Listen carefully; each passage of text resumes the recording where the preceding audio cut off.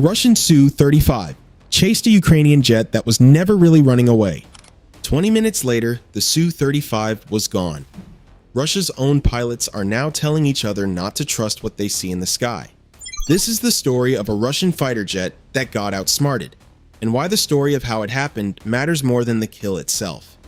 Today's video breaks down the downing of a Russian Su-35 on July 7th, what we actually know, what is still just a claim, and why even the unconfirmed version is changing how Russian pilots fly.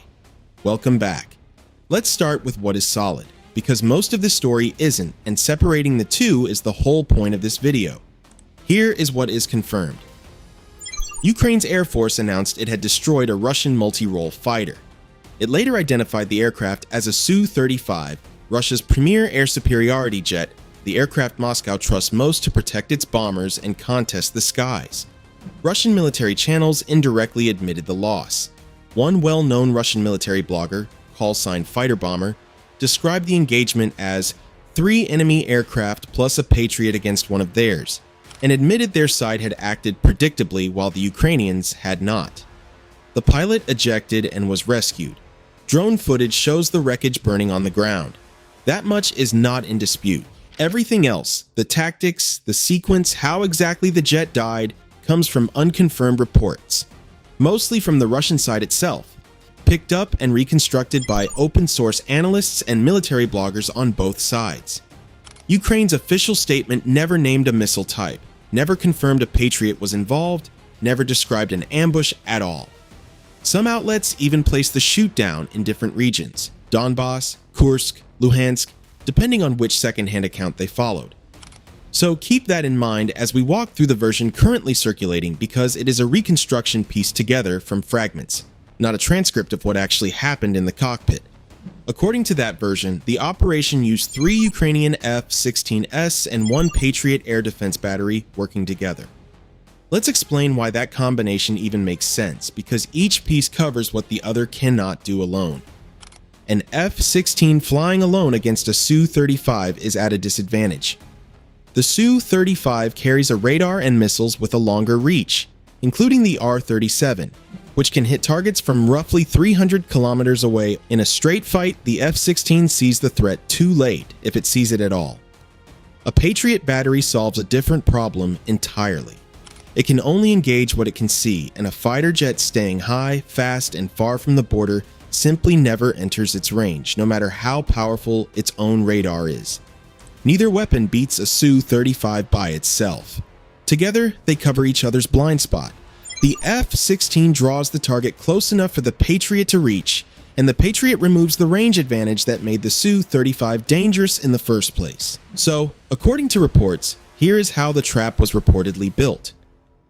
One F-16 approached the front line alone, flying in a way that looked like it was preparing to drop a glide bomb, a routine Ukrainian mission type that Russian air defense and fighters are trained to react to. That aircraft was the bait. 2 more F-16 reportedly flew as escorts, staying at very low altitude, using hills and terrain to stay under Russian radar coverage, a basic principle of radar physics, since a radar beam travels in a straight line, and the curve of the Earth and the ground itself can hide a low aircraft completely, sometimes from just a few kilometers away. As the Su-35 reportedly closed in on the bait aircraft, the lead F-16 pretended to retreat, as if it were breaking off the mission under pressure. That is the psychological core of the trap. A fighter pilot trained to press an advantage will often follow a retreating target further than he should. The bait F-16 then reportedly went radar silent, disappearing from the Su-35's own sensors. To find its target again, the Russian pilot had to switch his own radar back on, and the moment he did, he became visible to Ukraine's ground-based Patriot radar instead.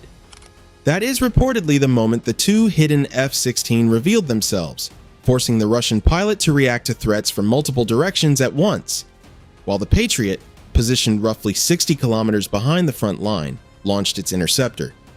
A ground-based system attacking from an unexpected direction is a very different problem than a fighter jet visible on radar. The pilot has far less time to detect it and even less time to evade it. Whether the final hit came from a Patriot missile or from one of the F-16 is still disputed even in the unconfirmed version. It may not matter much. What both outcomes describe is the same idea. force an enemy jet to burn fuel, and attention, reacting to layered threats until it runs out of good options.